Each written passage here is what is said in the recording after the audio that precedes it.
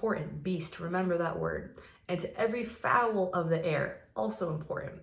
And to everything that creepeth upon the earth, also important. Wherein there is life, I have given you every green herb for meat, and it was so. Okay, so in verse 29, God is saying, I'm going to give you fruit and I'm going to give you herbs. And then in verse 30, it says, every beast, every fowl, every creeping thing, I'm only going to give herbs. And it was so.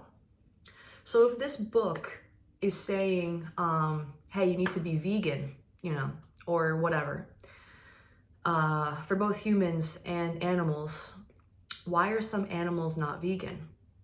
In verse 30, it says, I give you herbs, and it was so. And you can only eat herbs because we're taking it literally. But it doesn't make sense because in life, what does a bear do if it comes across a squirrel? Rips its head off and eats it. So we can't take it literally because it doesn't make sense, right? So why would God have in creation give humans herbs and fruit, but omit to animals the fruit? Why do they only get the herbs? And when you look at the symbolism of both herbs and fruit in mysticism, meaning esoteric thought, it's occult, it's different, it has a hidden meaning. It doesn't mean it's bad. No, it's symbolism. So I'm going to go back to this and say, why did God give herbs and fruit to humans and only herbs to the animals or the beasts? And the reason why I pointed out beasts is because think of 666. What is that? Ooh, the mark of the beast. Dangerous, right? No, the beast is symbolic of your mind. And your mind is dangerous when it's out of control. Your mind is dangerous when you don't watch it. Because your mind can make you go crazy and then dictate your emotions to do, or not dictate your emotions will dictate to your mind to do something crazy, and you'll make an emotional decision that'll wreck a relationship with somebody, that'll wreck a job opportunity, because your mind and your emotions are out of sync. They're out of control. And essentially when the mind is out of control, it is a beast of the earth. It's not pure. Beasts represent your mind. Fowls represent the higher intellectual thoughts of wisdom you can achieve. Think how high an eagle can soar. Pretty damn high. Think of vibration. What's a high vibe? When you're in love, when you're connected to spirit.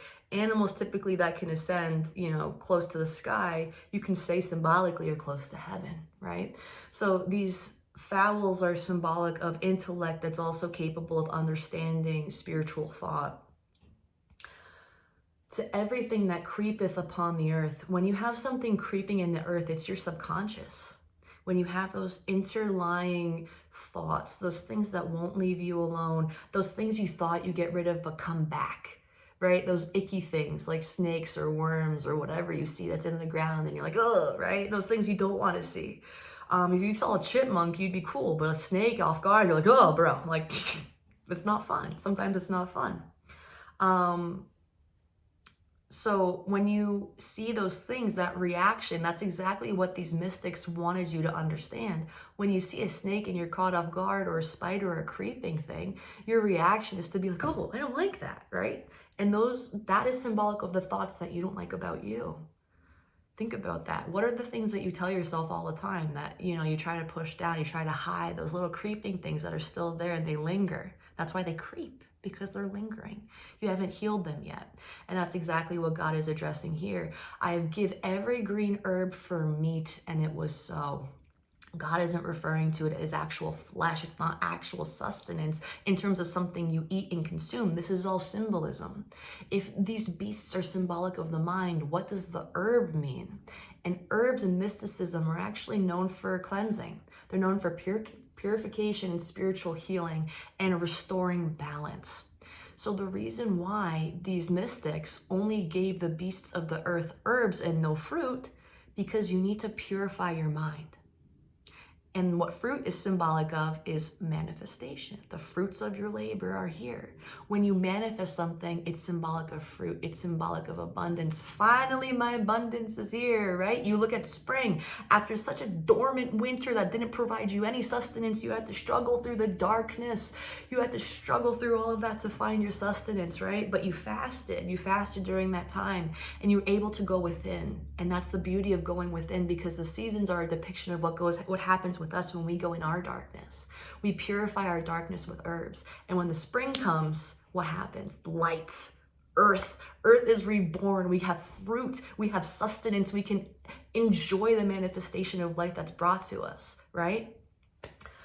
So that's why the humans only get fruit in this passage. I'll read it one more time. And God said, behold, I have given you every herb bearing seed, which is upon the face of all the earth, and every tree in which is the fruit of a tree yielding seed, to you it shall be for meat.